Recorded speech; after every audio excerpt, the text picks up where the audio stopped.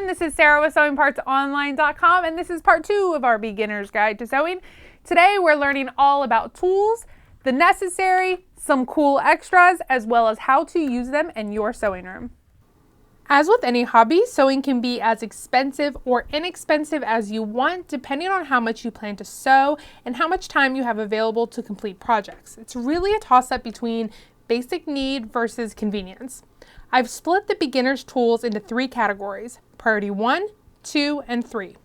Priority 1 is the must-have tools, not because they're convenient or make tasks easier, but because you literally have to have them. You need a basic sewing machine. You don't have to spend $1,000 on a sewing machine. As you gain more experience, you can invest in a more advanced machine, but now you just need a really reliable and well-built machine. You can get a Janome for $150, and that includes shipping. Or you can get something like this Brother that was only $99. There's no need to overcomplicate the learning experience with too many bells and whistles, and a lot of the other supplies you need will come with your machine. These are bobbins. Your machine usually comes with a few extras, and you can always buy more later. When I started sewing, I literally reused the same 3 bobbins for 2 years. Just know that bobbins come in different sizes, so when it's time to stock up, consult your manual or go to our site. Also, bobbins that are damaged or nicked are no good. Throw them away and invest $1 in a new bobbin. These are seam rippers. They're used to rip out all those mistakes you're going to make throughout your entire sewing life. Learn to love them. Just know they tend to run off every now and then. That's why I keep a couple around. Occasionally, you'll actually use them to open up buttonholes, but mostly you're just going to be ripping seams. You're going to need extra needles. I highly recommend buying an extra pack of universal and ballpoint to start out.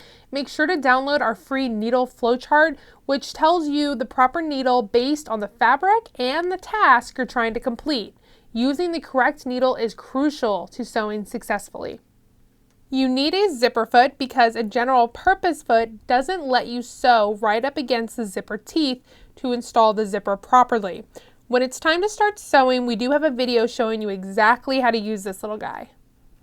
This is a general purpose foot / zigzag foot. Most of your sewing will be done with this foot, and we will go over how to use it when we actually start sewing.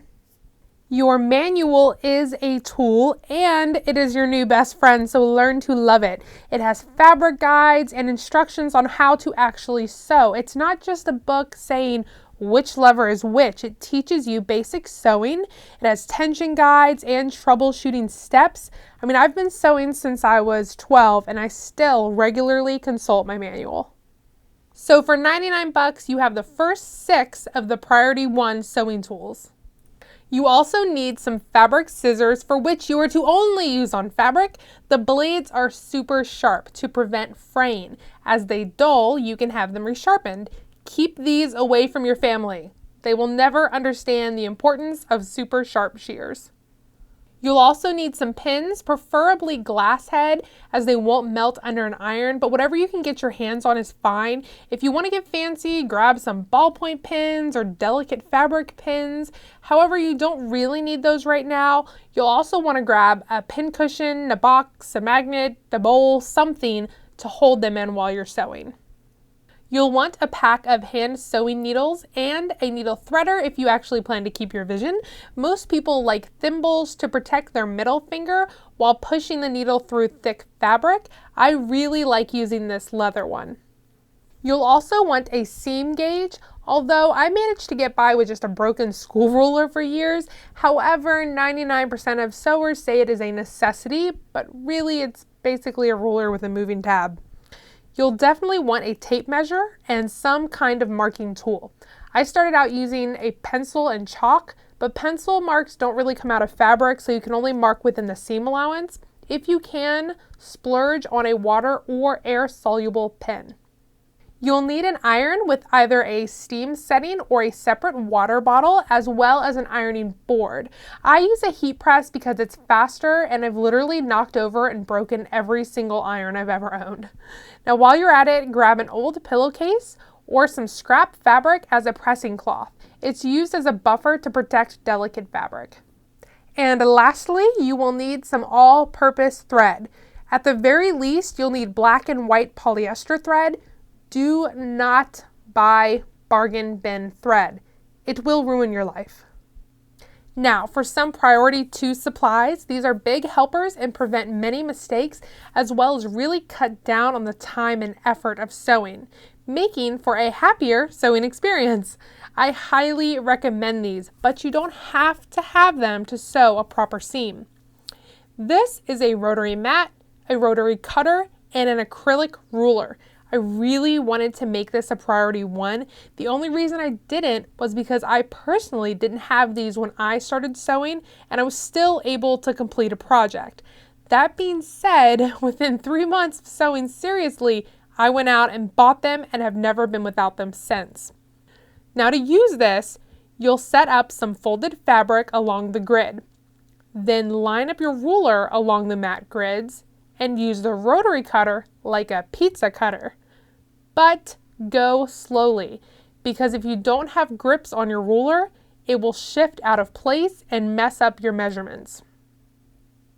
Your hand sewing will really benefit with thread conditioner or beeswax. Often when hand sewing, the thread will get knotted and you'll have to cut it out.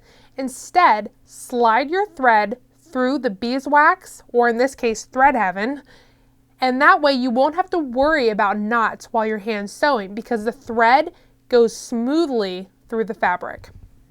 You'll definitely benefit from stocking up on muslin. You use this for testing out your patterns before you cut the good fabric.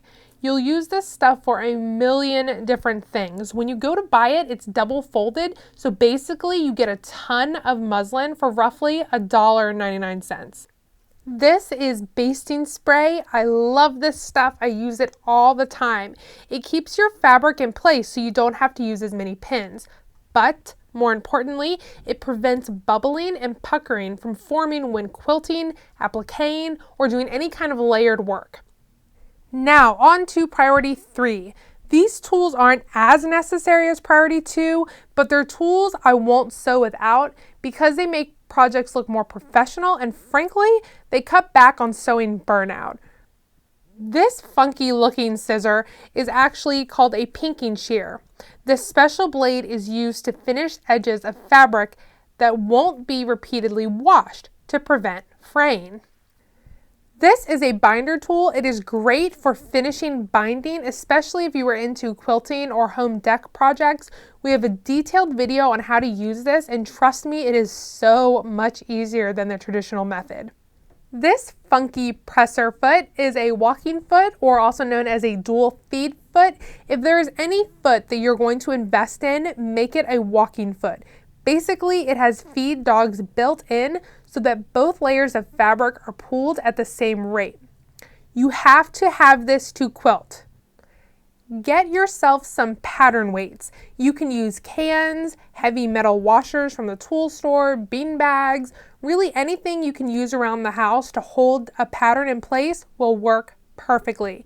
So instead of pinning, slap these on top of the pattern and you've just saved yourself a ton of time. It keeps your pattern in place and prevents mistakes.